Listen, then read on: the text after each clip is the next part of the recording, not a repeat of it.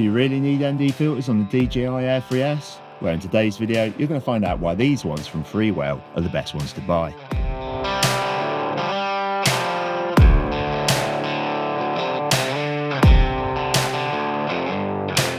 Hi everyone, hope you're all tickety-boo. Now, one of the biggest disappointments on the DJI AIR 3S was the fact that the aperture was fixed and not adjustable like the Mavic 3 Pro. And they've done something different this time by fixing the wide angle one at 1.8, which gives it awesome capabilities when it's in low light, and then fixing the telephoto one at 2.8. And if you know anything about video footage and things like that, then it's going to potentially ruin your footage when it's in bright sunlight. And after all, we tend to use our drones in the day, don't we? That's where these little beauties from Freewell are really going to be a must-have. And also, they have a USP that no other ND filters, or that I know of, actually has as well. And what I'll do is show you some footage in a minute to show you the impact that it has on its smoothness and also whether or not it affects the colour. Plus, at the end of the video, I'll share a few little tips and tricks that might actually help you out even more. And if you have any questions or tests that you want me to do, then let me know in the comments down below. So what really sets these filters apart from others, apart from them being really good quality,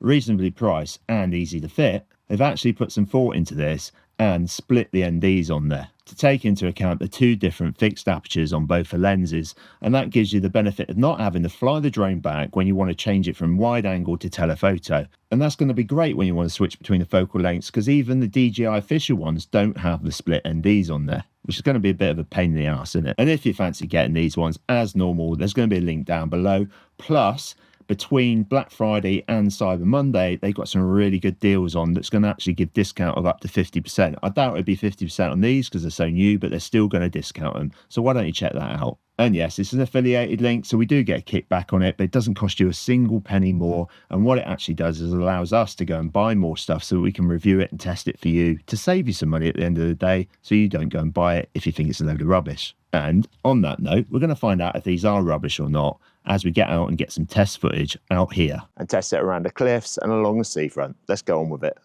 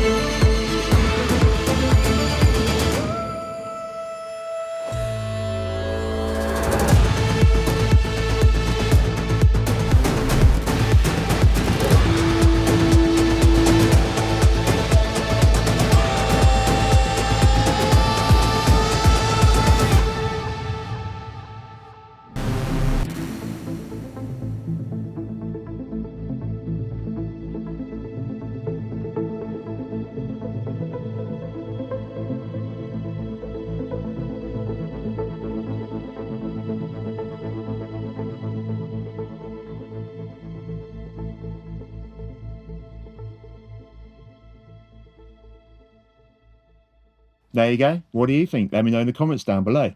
That's those tips and tricks. Let's get on with the first one. The first one, if you don't already know this, I'm sorry if you do and I'm boring you, but it's really key if you want to get some buttery smooth footage. And that is the fact that you need to double the shutter speed to your FPS to get really smooth motion blur rather than still frames that make it look a bit jerky and that, like this. So effectively, what you want to do is, if you're running at 30 frames per second, go to 60 on your shutter speed. And if it's 25, then you go to 50 and so on. And what that will do for you is give that natural motion blur and make your footage look so much smoother and so much more professional. The problem is, with the fixed aperture, you can't do that, especially in bright sunlight. In fact, in any daylight, there's no way you'd be able to get the shutter speed down that low. Hence why the ND filters are really important.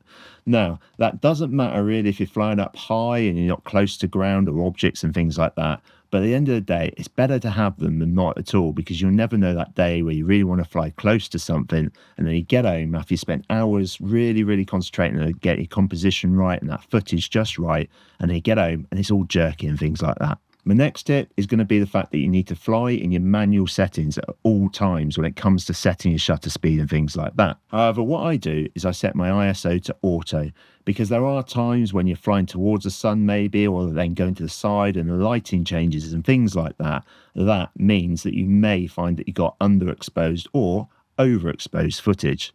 The thing with the ISO, it doesn't affect the shutter speed, does it? So I have that on auto at all times so that when I'm moving around and things like that, it shouldn't actually affect the shutter speed. However, there may be times whereby the shutter needs to go up that tiny bit. So if you'd like to, then what you can do is you can put the shutter speed onto auto. But when you've got the ND filters on there, the correct ones, which I'm going to share with you in a minute, then it shouldn't actually affect the shutter speed by that much. And last but not least, after testing these for a while, I found that in normal light conditions where there's not any bright sunlight, there might be a slight bit of cloud cover and things like that, then I found the ND8/16 is the best one to use, especially here in the UK. So these tips will take the guessing game out of putting them on, setting it up there and trying it and things like that. The next one would be the fact that we got some sunlight coming through. On that basis, what you'd want to use is the ND16/32. And that's probably the maximum that I'm ever going to need to use here in the UK. But there are a lot of places around this world where you get really bright sunlight. And on that basis, what you'd need to use is the 32/64.